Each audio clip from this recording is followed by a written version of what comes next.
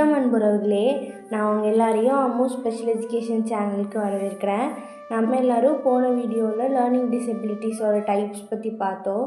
அதே மாதிரி நம்ம இந்த வீடியோவில் ஏடிஹெச்டி அப்படின்னா என்ன அப்படின்றத பற்றி நம்ம பார்க்கலாம்.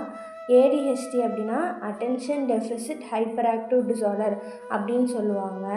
இதை ஒரு நரம்பு சம்மந்தப்பட்ட டிஸார்டர் அப்படின்னு சொல்கிறாங்க. அதாவது நம்ம நரம்பில் ஏதாவது பிரச்சனை ஆயிடுச்சுன்னா இந்த டிஸார்டர் வரதுக்கான அறிகுறிகள் நிறைய இருக்குது. இதோட அறிகுறிகள்லாம் என்னென்ன அப்படின்றத பார்க்கலாம். இது சின்ன குழந்தைங்களுக்கும் வரும், பெரியவங்களுக்கும் வரும்.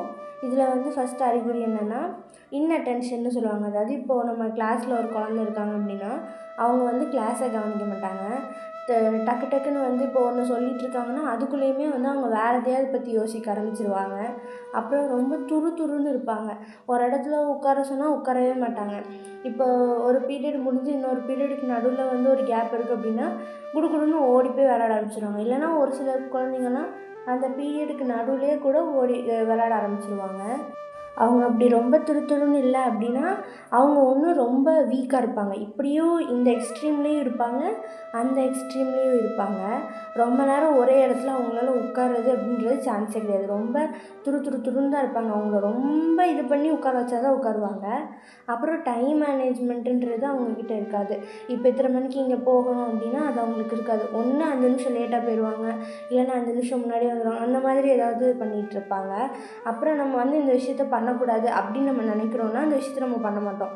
நம்ம தனியாக இருக்கிறப்ப என்ன பண்ணுறோன்றது கிடையாது. மற்றவங்க முன்னாடி நம்ம இப்படிலாம் இருக்கக்கூடாது அப்படின்னு இருந்ததுன்னா அப்படிலாம் இருக்க மாட்டாங்க.